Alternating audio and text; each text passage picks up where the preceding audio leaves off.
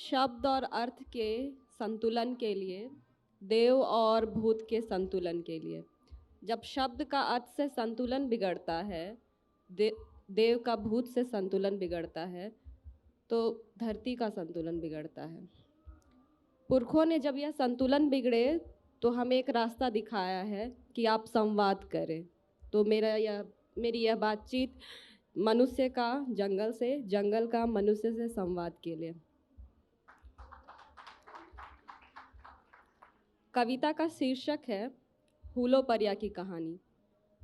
हुलोपर्या हमारी भाषा का एक शब्द है जिसका अर्थ है प्राचीन समय। हुलोपर्या की कहानी दोहराई जाएगी, ऐसा 21वीं सदी के मनुष्य ने कहा और पुरखों की स्मृति में लौट गया। उसके नेत्र ने समुद्र की एक बूंद ढुलकाई जो पृथ्वी को शीतल करने के लिए काफ़ी नहीं थी। स्मृतियों में लौटा वह मनुष्य हुलोपर्या के मनुष्य से मिला। असुर पहाड़ पर लोहा गला रहे थे।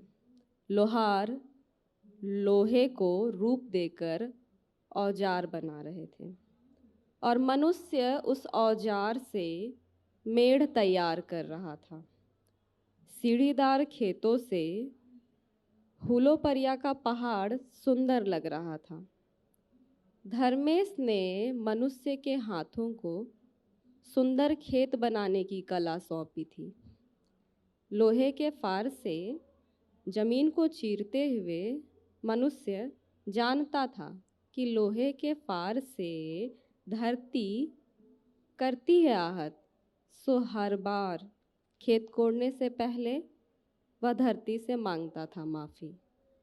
हुलोपर्या का मनुष्य अब भी कच्ची मिट्टी का बना था।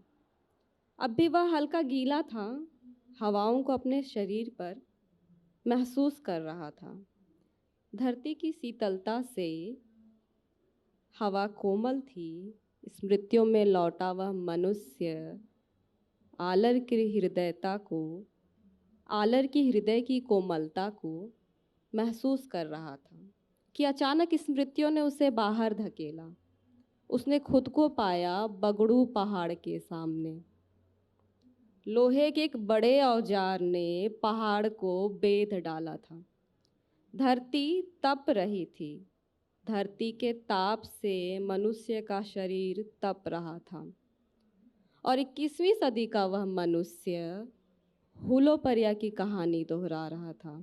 देखो, लोहे के ताप से पहाड़ के फूल मुरझा रहे, खरवा नदी सूख रही, अब मछलियाँ आसमान लौट जाएंगी।